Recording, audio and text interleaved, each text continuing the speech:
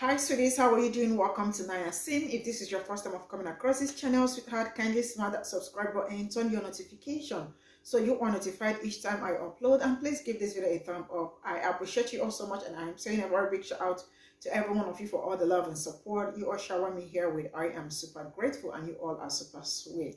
And shout out to all my members. So before we get into this video, I am going to say trigger warning. If you have anxiety and all that, you might want to click out or something, but then I am just preparing your mind for the things you are gonna hear and the rest of it.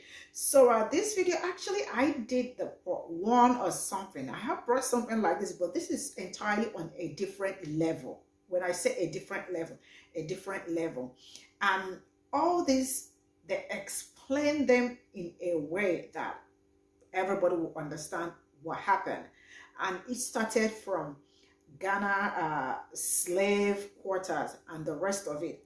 How people were shipped all the way from there back here, and how pregnant women, if you are pregnant, they assume that if they're probably on their way to America and they find out that a black woman is pregnant, they probably throw you in the ocean, and that is the end of you.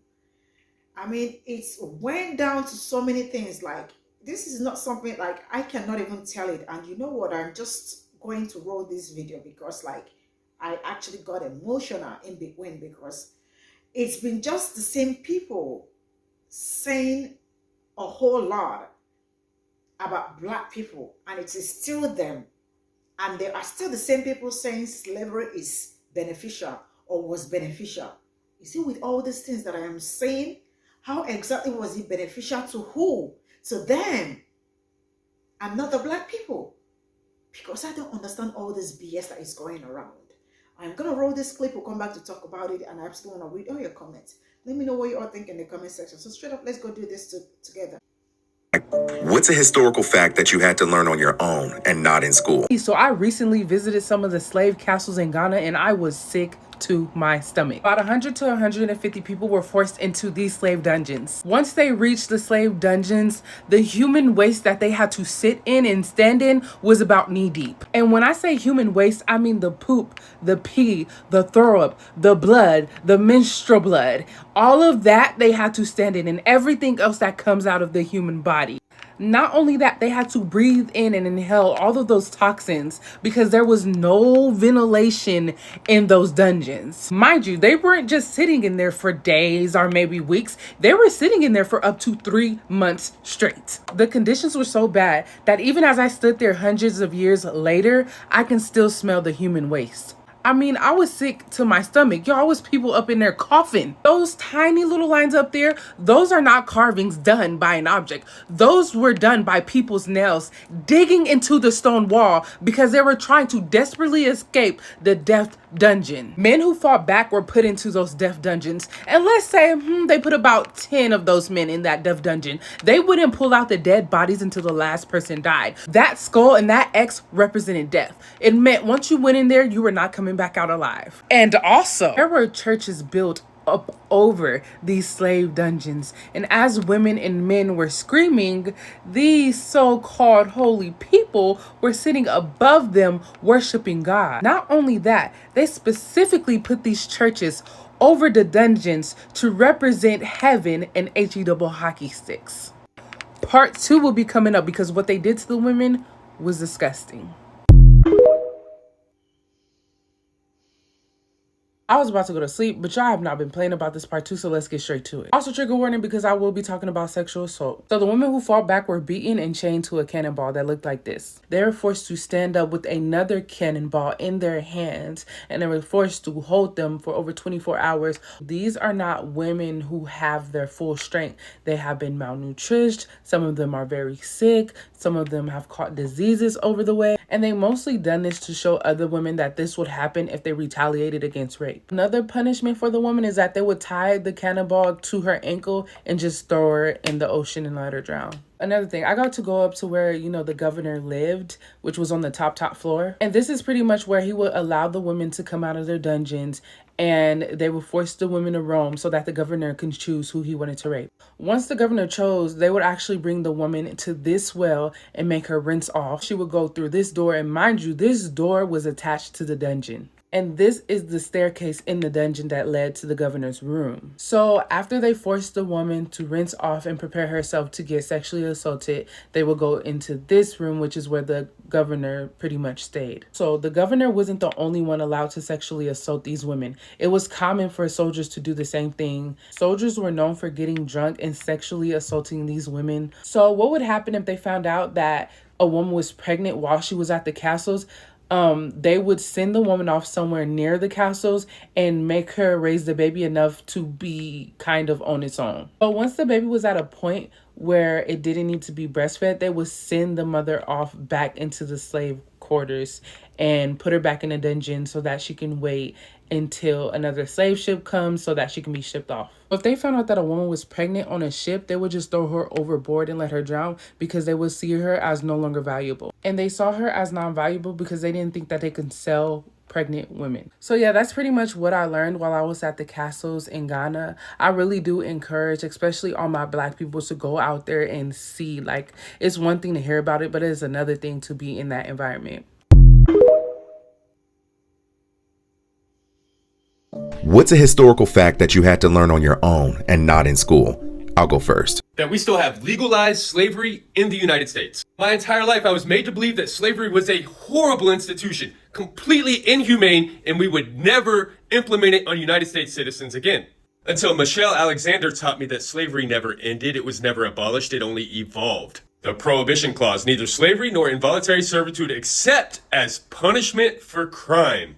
So at the end of the Civil War, the abolishment of slavery, slave labor was such an integral part of the Southern economy that they literally created laws in the South that targeted Black people, Black codes. Yes, Black people were arrested for vagrancy. When they had no homes to go to, they were arrested for being out past curfew, for not having a job when no white person would give them a job. And this led to convict leasing. Black people who were freed from plantations, Black people who were freed from cotton fields, Black people who were freed from railways were now arrested, re-enslaved, and sent back to the very same plantations that they were freed from under convict leasing.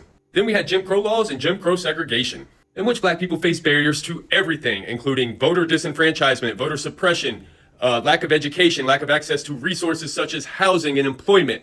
Finally, we had the 1964 Civil Rights Act, the 1965 Voting Rights Act, which said we could no longer discriminate based on race, and all systemic racism in America went away, right? Wrong. Minute, what happened? You mean to tell me after the civil rights movement, this is the graph for our prison population? The explosion of mass incarceration from 300,000 inmates to 2.3 million, far outpacing population growth, and the U.S. incarcerates more people in both absolute numbers and per capita than any other nation in the world. 1 out of 3 Black boys can expect to go to prison in his lifetime today, 1 out of every 6 Latino boys, and 1 out of every 17 white boys. Yes, you heard that number right. 1 in 3. 1 in 3. 33%. I'm pretty sure these two played a role in all that, as well as the 1986 Anti-Drug Abuse Act and the 94 Crime Bill, which had bipartisan support at the time and practically every American supported. And please, let's not forget the school-to-prison pipeline, in which Black students are 4 times more likely to be suspended than their white peers. 40% of students expelled from U.S. schools are Black. 70% of students involved in in-school arrest are Black. Not to mention it's property taxes that help fund these schools. And here it comes. It's the culture. It's the fatherless homes don't commit crimes.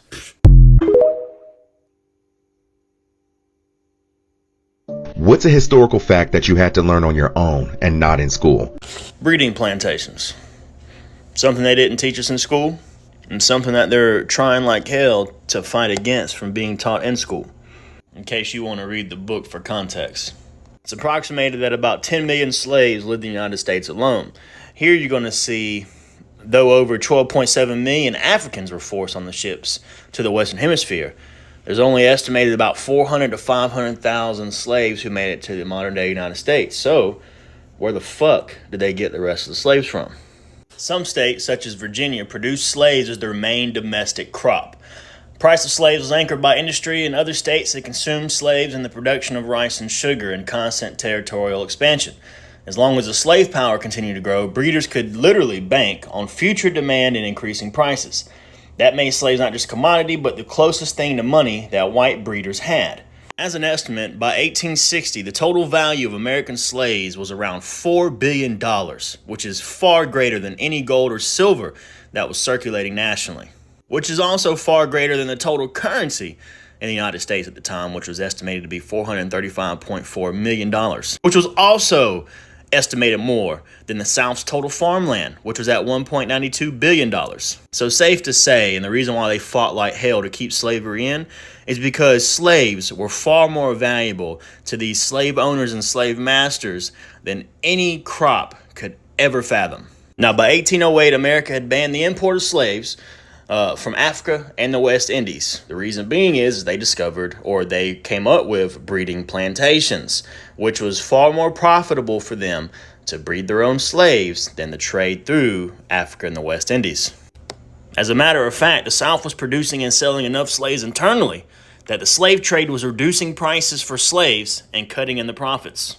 Now, a lot of us already knew about how slave owners and slave masters would rape the slaves. Those slaves would bear children, and those children would be born into slavery. However, one thing the school has never taught, never will teach, is how these breeding farms came about and how their sole purpose was to produce as many slaves as possible for distribution throughout the entire United States and the world. Two of the largest breeding farms being located in Richmond, Virginia, and the Maryland Eastern Shore. Now, I can't go into great detail of how these breeding plantations work, but I'm pretty sure you can kind of get the gist of what happened between the slave holders or slave masters graping the women and producing children to forced reproduction between slaves to produce babies for them to put into slavery, such as described here. Children born of relationships forced by slaveholders were kept under the watchful eye of their enslavers, and clear men and women often took them away from their parents and into the quote-unquote big house to utilize them as domestic servants and keep a close eye on them. Many enslavers also carried out a feeding regime by forcing the children to eat from long troughs, not unlike those they used to feed livestock. In this way, enslavers systematically controlled what and when children ate, treating them like livestock. Many of these enslaved girls and boys were singled out as potentially productive producers and reproducers. Just as their enslavers had forced their parents to reproduce the labor force, they also forced the next generation to do so too. That means children as young as 13 years old were reproducing with each other. I want you to let that sink in. As hard as that is, it's an uncomfortable truth. 13 years old. Imagine your 13-year-old child being forced into reproduction and then put into slavery. And that taking place for generations upon generations upon generations. During the era of breeding plantations, American planters organized new banks, usually in new states such as Mississippi and Louisiana, drawing up lists of slaves for collateral. The planters then mortgaged them to the banks that they've created themselves, enabling themselves to buy additional slaves to expand cotton production. To provide capital for those loans built off of slavery, the banks sold bonds to investors from around the globe: London, New York, Amsterdam, and Paris. The bond buyers, many of whom lived in countries where slavery was illegal, didn't own individual slaves, just bonds backed by their value. So Southern slave owners could mortgage their slaves to banks, and then the banks could package the mortgage into bonds and then turn around and sell those bonds to anywhere in the world, even where slavery was illegal. During the breeding plantation era, by 1861, the United States has 5 times as many slaves as it had during the Revolution and was producing 2 billion pounds of cotton a year. See, it was through slavery that the U.S. achieved virtual monopoly and production of cotton, which was the raw key material of the Industrial Revolution, and put the U.S. in a position to be such a power that could only be rivaled by England itself at the time. So this is where they got the idea from American capitalism at. More examples of systemic racism.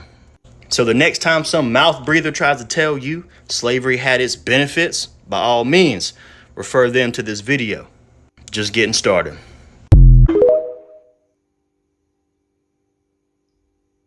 What's a historical fact that you had to learn on your own and not in school? So I have an answer for this. I have a fucking answer. Christopher Columbus, the guy who founded America, he fucked a manatee. Yep, he fucked a manatee. He wrote about it extensively in his journal. Girl, take a seat. Okay, so this is how it went.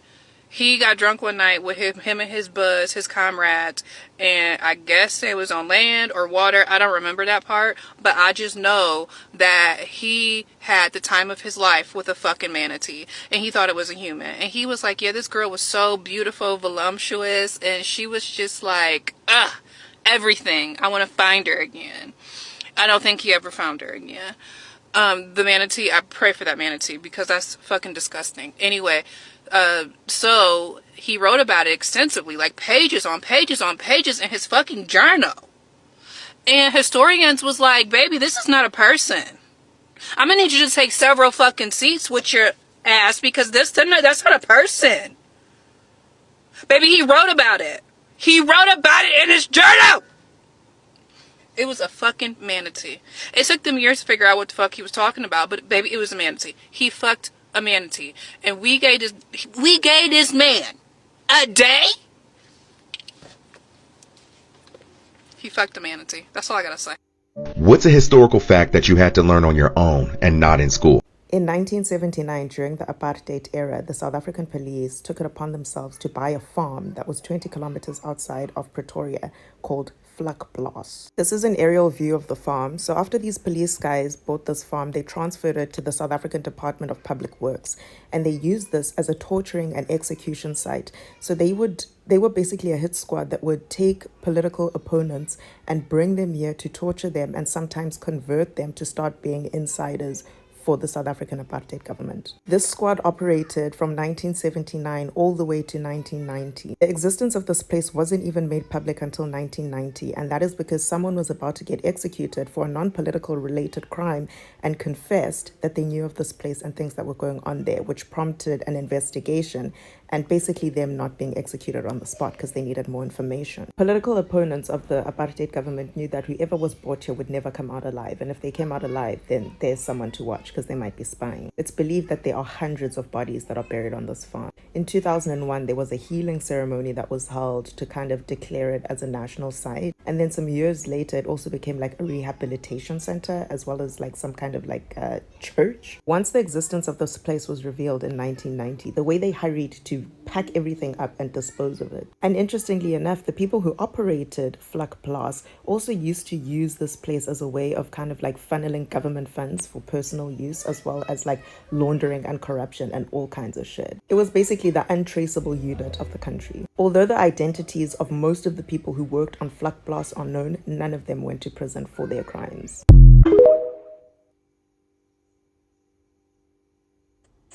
What's a historical fact that you had to learn on your own and not in school? So this one might require a trigger warning because it talks about the brutalness of slavery. But I was reading a book called Antigua and the Antiguans, and it talks about the entire British colony and the history of the transatlantic slave trade. And in the book, it talks about ways that they would get rid of the elderly and those who were sick and about to die. These are things that I've never heard of.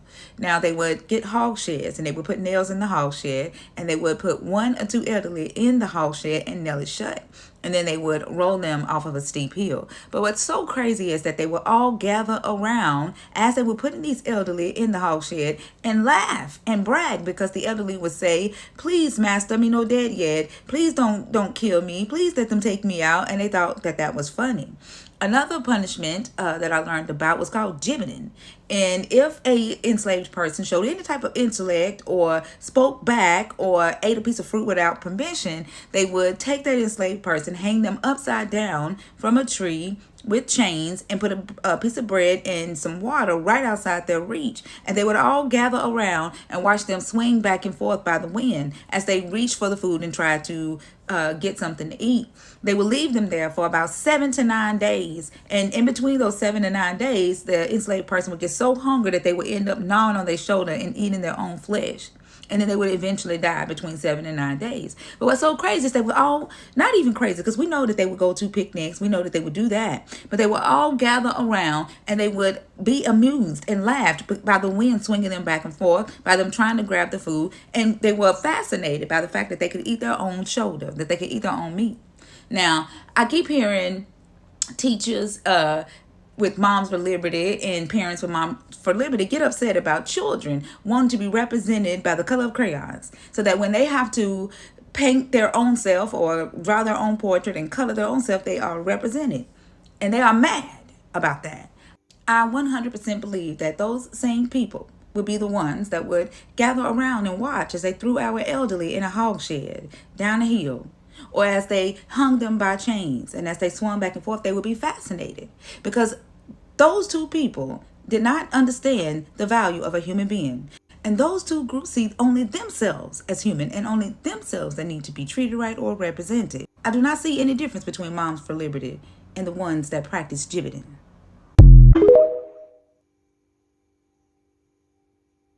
What's a historical fact that you had to learn on your own and not in school? Well, as a boomer, it's that my entire educational system was a lie. It was built to focus on the role of the leadership of the white Christian man. It often overshadowed Black, Indigenous, and people of color and women's contributions. It, of course, encouraged traditional gender roles. My only option was home ec. And while we did learn about civil rights, it was often through the lens of what white people did to save or rescue Black people. So we learned a lot about President Johnson because U.S. presidents were next to gods. Never heard a thing about Tulsa Massacre, and never learned anything about Dr. Sims, who performed medical experiments on enslaved Black women without anesthesia. Women, when you go in for your exams, pause and think about the Black women who endured the cruelty that they did for the medical advancements. Educational patriarchy is a powerful tool for those in power. That's why Christian nationalists are trying to return us to that educational system of the 60s and before. What's a historical fact that you had to learn on your own and not in school? Hey friend, let's talk about how slavery did not in fact benefit Black people, despite what Ron DeSantis in Florida likes to say. Let's break that down, shall we? Starting in my home state with the Code Noir of 1685. The Code Noir established laws regulating slavery in French colonies. These laws would have applied to French Louisiana prior to the Louisiana Purchase. Now, there's a whole lot of shenanigans going on in this Code Noir, but what stuck out the most was Article 38. Let's read it together, shall we? The fugitive slave who has been on the run for 1 month from the day his master reported him to the police shall have his ears cut off and shall be branded with the fleur-de-lis on one shoulder. If he commits the same infraction for another month, again counting from the day he is reported, he shall have his hamstrings cut and be branded with the fleur-de-lis on the other shoulder. The third time, he shall be put to death. Now somebody please ask Ron DeSantis, how was enslavement of Black people beneficial to Black people? It was good enough for the Blacks, but not the whites. And how was this beneficial, sir? So the historical fact that I actually learned on my own and not in school is that Dr. Martin Luther King Jr. actually survived his assassination attempt. He survived his assassination attempt. It wasn't until he got brought into the hospital in Memphis, where he was in stable condition, that 3 CIA agents made it their mission to have the nurse that was attending to him remove herself from the room, so them three, the trio, could remove his breathing tube, which they did, his feeding tube, which they did, and then as they were spitting on him, they proceeded to smother him in a bed with this hospital pillow. So no, Dr. Martin Luther King Jr. did not die of gunshot wounds. He died from suffocation. So this is all I got from the stitches, and I have done this, but like a different part. This is more like part 2. I saw some of it and I could not believe them, and I was like, I definitely need to bring this here, because like, why not? I mean, watching this, at some point I literally got very emotional, and I mean, hearing all this, all they went through.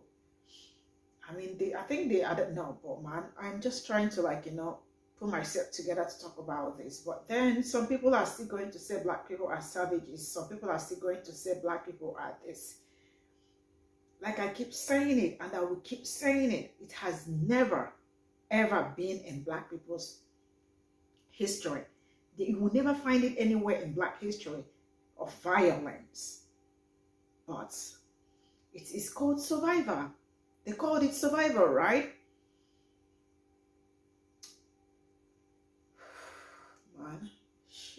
there are some things you look at, you see, and you ask yourself, with everything that has happened, with everything that is still all over, like the way the history is documented, from the breeding to Viagrants to the one I learned from Ghana and all of that.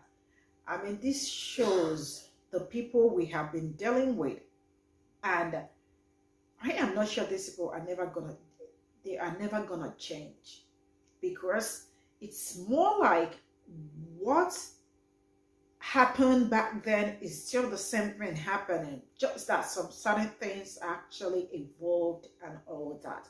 But trust me, they still operate in the same modus operandi. They are still the same people. Knowing that so many people went through all this, I mean, our ancestors went through all this, and still to this very moment, they are still oppressing them. Like the young man said, I want you to imagine that a 13-year-old child or lesser, probably 12 years, in breeding camp where they breed, because they felt like, how do we continue moving back and forth to bring them all over, right? Instead of doing all that, let's breed. And I am sure, because these people do not have any, I am sure that is that same breeding, this in probably siblings ended up, or you can imagine having, there might be brothers, there might be sisters, there might be relatives in the same breeding camp, and they end up, or they continue, or they kept breeding till, oh man, it's a whole lot of pain. I don't know, like I feel so much pain. I feel like I have this so much anger, so much fire burning, because like, you know, seeing all this, and still to this very moment, they still want to come back to gaslight themselves. They have the guts, the audacity to come back and say black people are this, black people are that. In everything that happened, to the best of my knowledge, I am sure black people are not even up for any violence, sorry, for less retaliate or less, like, you know, fight back and all that. All they just want is for the system they mantle, just dismantle it, go your way, I go my way, we continue our own thing. That is it. We don't want anything to do with you. We just dismantle the system that is still, you can imagine the system they mounted right from the onset to this very moment. The same system is still oppressing black people to this very moment. It was, I think it was a few months ago that I learned about Vagrant's law, what they did to black people, how people, slavery ended and the rest of it, and like, you know, people were looking for a way to survive and all that, and they enacted a law, Vagrant's law, that if they see you outside, they are going to take you back to the plantation. The same people. This is where I am going to draw the curtain. I'll see you all in my next video. Bye for now.